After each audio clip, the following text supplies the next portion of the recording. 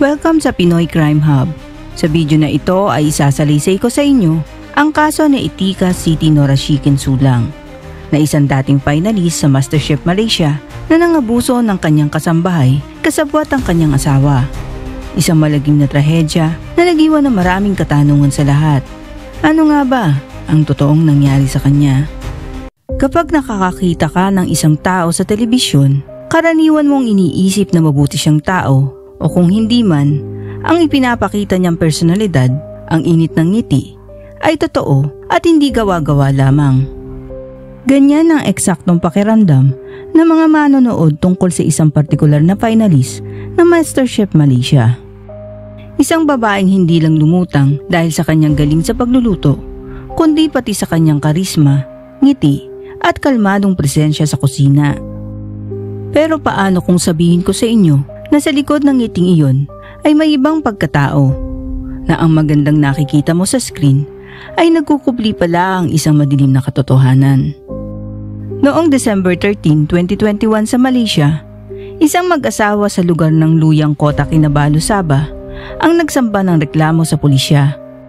Kagagaling lang nila sa maikling bakasyon sa Kundasang at pag-uwi sa kanilang apartment ay nadatnan nilang nakahandusay at walang malay ang kanilang kasambahay. Hindi na ito humihinga at halos ubad at kalbo ang ulo. Ang babaeng iyon ay si Nor Apia Daeng Damin na 28 taong gulang. Pagdating ng mga pulis ay agad nilang napansin na hindi ordinaryong pagkamatay ang naganap. Puno ng pasa at pamamaga ng ulo, balikat, pulso at mga mata ni Nor. May mga sugat at hiwa kanyang balat at may mga bahagi ng balat na natutuklap. Mas nakakagulat pa nang silipin ang kanyang bibig. Nakita ng investigador na nawawala ang ilang ngipin, ngunit hindi basta nabasag, kundi tila pilit na binunot pati ang ugat. At may kakaibang amoy sa silid. Kahit nagsisimula ng mabulok ang katawan ni Nor, ay amoy disinfectant at kemikal ang paligid na lalong nagdulot ng hinala sa mga pulis na may nagtangkang magtago ng ebidensya. Nasa sentro ng lahat ng ito ang dating mag-asawang si Etika Siti Norashikin, 34 na taong gulang na finalist ng MasterChef Malaysia, at Muhammad Amri Yunus, 44 na taong gulang. Sa panlabas na tingin ay tila maayos at matagumpay sila. Pero sa loob ng kanilang tahanan ay ibang kwento ang nangyayari.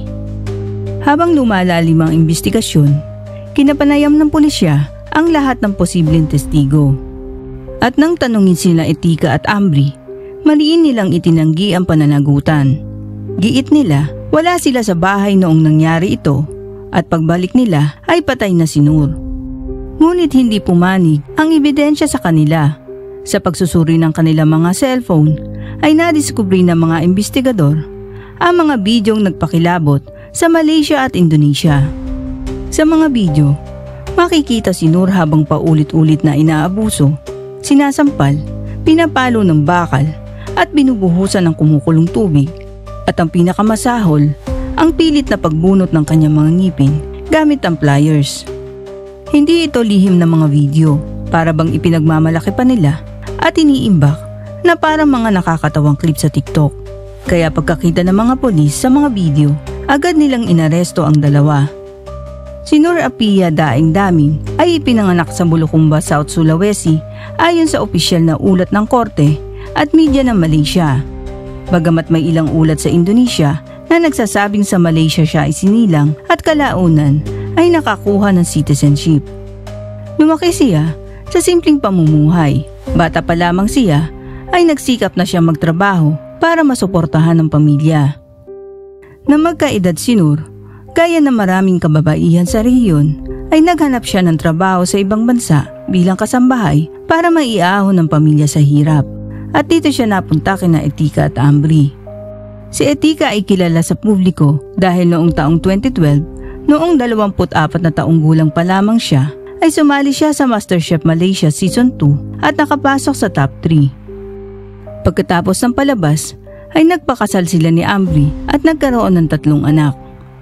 At sa paningin ng publiko ay maayos ang buhay nilang mag-asawa. May master's degree pa siya sa geology mula sa University of Malaya, pero ang mga larawang iyon ng tagumpay ay ilusyon lamang. Hindi malinaw kung kailan nagsimula magtrabaho si Noor sa kanila, pero ang malinaw na mula pa sa simula ay nakaranas na siya ng pang-aabuso. Marahil ay wala siyang pagpipilian at kailangan niya ng trabaho at wala siyang matakbuhan. Isang malungkot na realidad para sa maraming migranteng kasambahay. Ayon sa autopsy, matagal at sistematiko ang pang-aabusong dinanas niya. May mga sugat na nagsisimula ng maghilom at meron din mga bago na tanda ng linggo o buwan ang pinagdusahan niya. Ang pinakamatinding pang-aabuso ay mula December 8 hanggang December 11 bago siya namatay. At isa sa pinakamasakit na pang-aabuso ay binubuhusan siya ng kumukulong tubig. Malinaw sa kanyang mga paso sa balat ang ebidensya. At sa forensic dental findings ni Noor, 6 sa kanyang ngipin ang pilit na binunot na ang pinsala ay umabot hanggang ugat at buto ng kanyang panga. At nangyari ito habang siya ay buhay pa. Isa sa mga video na na-recover ang nagpapakita sa mismong pagbungkal ng kanyang bibig at pagbunot ng ngipin isa-isa gamit ang pliers. Habang walang anesthesia at tawa pa ng tawa ang mga salarin. Kahit ang mga batikang investigador ay napayuko sa pagkasuklam. Ito ay hindi simpleng pagpatay dahil ito ay isang torture. Si Noor ay namatay dahil sa mabilis na kumalat na infeksyon sa balat at laman na nagdulot ng sepsis sa dugo. Direktang dulot ito ng kanyang malalalim na paso at sugat na hindi ginagamot. Sa halip na tumawag ng tulong ng bawian ng buhay si Noor, pinahiran pa ng disinfectant ang kanyang katawan para takpan ang amoy ng pagkabulok at nagkunwaring nagulat sa pulisya. Pero bumaksak ang kanilang kwento nang busisiin ng mga otoridad. Noong December 14, 2021, 3 araw matapos mamatay si Noor, ay inaresto sina Etika at Ambri. 2 araw matapos nito, kinumpirma ng forensic results na torture ang sanhi ng kanyang kamatayan. Noong December 29, 2021, formal nang sinampahan ng kaso ang dalawa. 15 ang tumistigo, kabilang ang mga forensic doctor, digital analyst at mga taong nakakakilala kay Noor. Sinubukang humingi ng habag ng abogado ni Etika. Binanggit ang mga anak, ang pagiging ina at ang kanyang mental health. Noong April 26, 2022, sa kontrobersyal na desisyon, pinayagang magpiyansa si Etika dahil siya ay nagpapasuso pa raw noon. Noong October 20, 2022, nakapagpiyansa rin si Ambri. Maraming nagalit dahil pinalaya sa piyansa ang 2 akusado sa kasong pagpatay. Ngunit noong November 17, 2022, muling inaresto at formal nang kinasuhan ng murder under Section 302, read with Section 34 Penal Code ang dalawa, na ang ibig sabihin ay magkasabwat sila. Naging kritikal sa kaso ang mga video at larawan mula sa cellphone.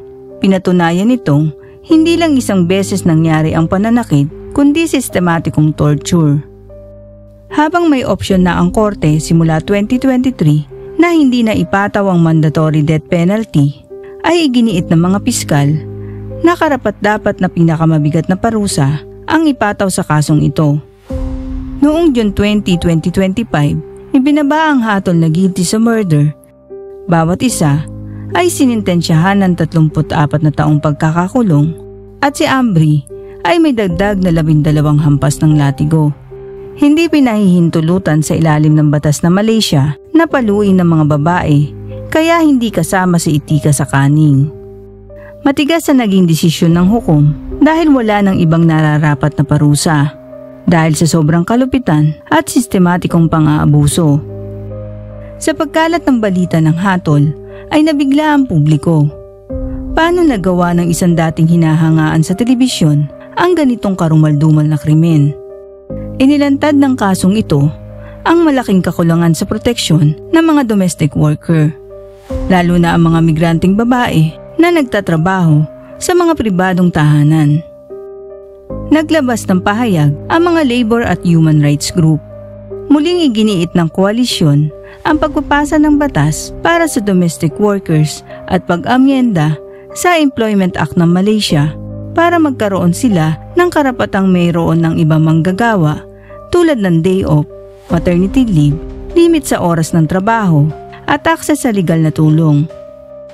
34 na taong kulong at latigo para sa pagwasak ng buhay ng isang babae na ang nais lamang ay mas magandang kinabukasan para sa kanyang pamilya. Sapat na ba iyon? At ano ang tunay na katarungan para sa mga gaya ni Noor? Hindi lang ito usapin ng parusa pagkatapos ng krimen. Dapat kasama sa katarungan ang pagtiyak na wala ng ibang Noor ang mauuwi sa ganitong sitwasyon.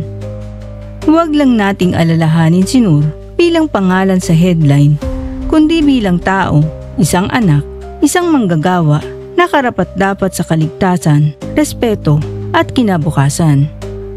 Maraming salamat sa panonood ng kaso ni Etika Nurashikin. Kung nagustuhan nyo ang video na ito, huwag kalimutang i-like, mag-subscribe at i-click ang notification bell. Hanggang sa muli, ingat po tayong lahat.